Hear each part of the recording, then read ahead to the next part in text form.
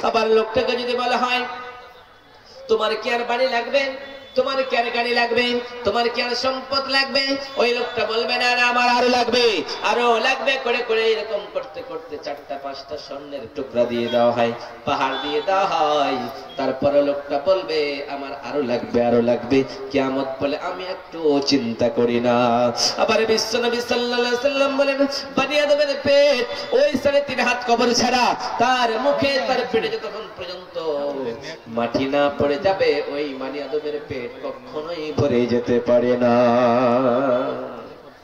ভরবে না। এরা দুনিয়া বলে পাগল, রং তামাশায় মেতেছে, বেহায়ার মতো ঘুরে, কিন্তু তারা একবার চিন্তা করে না আমাকে আল্লাহ কত সুন্দর মহিলা বানালো, একজন মেয়ে বানালো, কত সুন্দর করে বানানোর পরে কিন্তু তারা এরকম ড্রেস পরে চলে, সেই ড্রেসগুলি আজকে আমাদের বাজারে চলে না। তারপর ওই মহিলার দল সেই ড্রেসগুলি পরে, এবং ছেলেরা আজকে মেয়েদের ড্রেস পরেছে, মেয়েরা ছেলেদের ড্রেস পরেছে, এইরকম নগ্নতা ভাবে অর্বরতার যুগে যেরকম বিশ্বনবী সাল্লাল্লাহু আলাইহি সাল্লাম যখন আসে নাই, যখন দুনিয়ার জমিনে জন্ম নেন নাই, তখন এইরকম অগ্রতা জাহিলিয়াতের যুগ ছিল। আজকে এই সমাজটা আজকে আমাদের কাছে চলে এসেছে।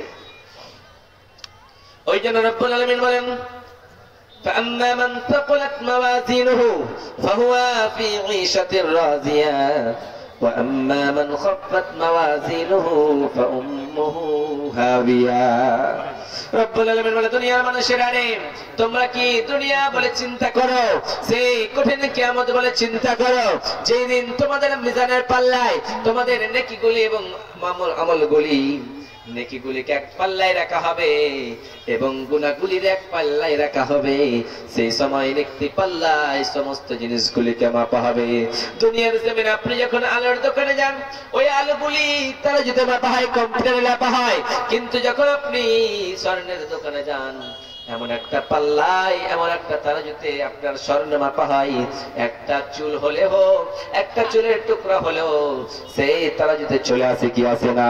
ওই জন্য রব্বুল আলামিন বলেন সেই দিন যাদের আমলনামা ভালো হবে, ফাআম্মা মান ফাকালাত মাওয়াজিনুহু, নেকির পাল্লা যদি ভারী হয়ে যায়, মিজানের পাল্লা যদি ভারী হয়ে যায়, কাল কিয়ামতের কোটে মুসিবতের দিন আল্লাহ ডাক দিয়ে বললেন গোলাম ওই লোকগুলির জন্য জান্নাত রয়েছে, তারা জান্নাতে যাবে।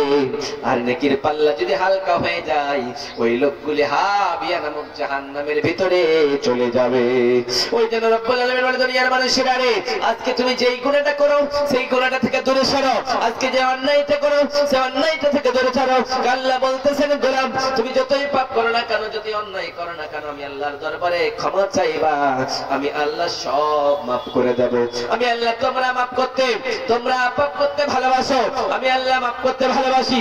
তোমরা পাপ করবে রাত দিন, আমি আল্লাহর কাছে একবার হাতখানা বাড়ায় বলবা ও বিশাল আকাশের মালিক, ও বিশাল জমিনের মালিক, ও বিশাল পর্বতের মালিক, ও লৌহে মাহফুজের মালিক, বাইতুল মামুরের মালিক, সিদরাতুল মুনতাহার মালিক রে মওলা, ও বিশাল আরশের মালিক মওলা, আমি গুনাহগার, আমি খাতাকার, আমি পাপের ঘরের পাপী, শুধু আমি পাপী নয় আমার সবাই পাপী রে মওলা। জীবনটারে শেষ করে ফেলেছি, অন্যায় করে করে জীবনটারে শেষ করে দিয়েছি, জীবনটারে শেষ করে দিয়েছি, আত্মাটারে শেষ করে দিয়েছি। আল্লাহ আজকে পাপ করে তোমার দরবারে হাত বাড়িয়েছি, আল্লাহ তুমি আমার গুনাহগুলি মাফ করে দাও। আল্লাহ বলছেন বান্দা তুমি আমাকে ডাকবা, আমি আল্লাহ তোমার ডাকে সাড়া দিয়ে দেব। সেই সময় যখন বান্দা ডাক দেয় আর বলে বান্দা আল্লাহ রে দুনিয়ার জমিনে আমি কত অন্যায় করলাম, জুলুম করলাম, মাফ করে দাও।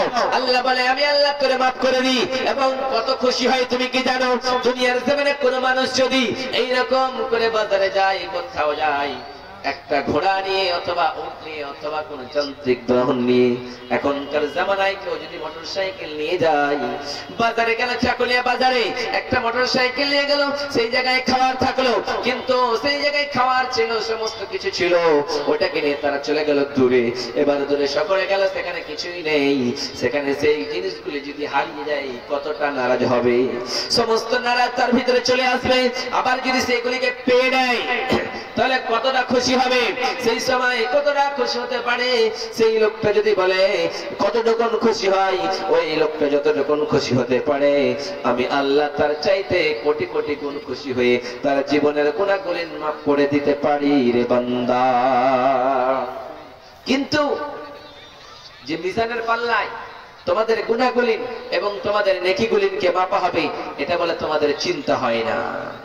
ওই জন্য রব্বুল আলামিন বলেন, তোমাদের নেকির পাল্লা এবং গুনার পাল্লা যদি একটু হালকা হয়ে যায়, নেকির পাল্লা হালকা হয়ে গেল, গুনার পাল্লা ভারী হয়ে গেল, একটা শুধুমাত্র যদি নেকি পেয়ে নাও, ওই একটা নেকির কারণে আল্লাহর জান্নাতে আল্লাহ তোমারে দিয়ে দেবে। সেদিন আল্লাহকে বলবে রব্বুল আলামিন, আমার গুনাহগুলি আর নেকিগুলি তো বরাবর রয়েছে। আল্লাহ বলবেন, না না বান্দা, কখনোই নাই, তোমার নেকি এবং গুনাহগুলি বরাবর আছে, কিন্তু সামান্য একটা নেকি যদি হয়ে যায়, তুমি জান্নাতে চলে যাবা, তোমারে কেউ বাধা দিতে পারবে না। সেই সময় লোকগুলি বলবে, হায় রে রব্বুল আলামিন, একটা নেকি কোথায় পাওয়া যাবে না?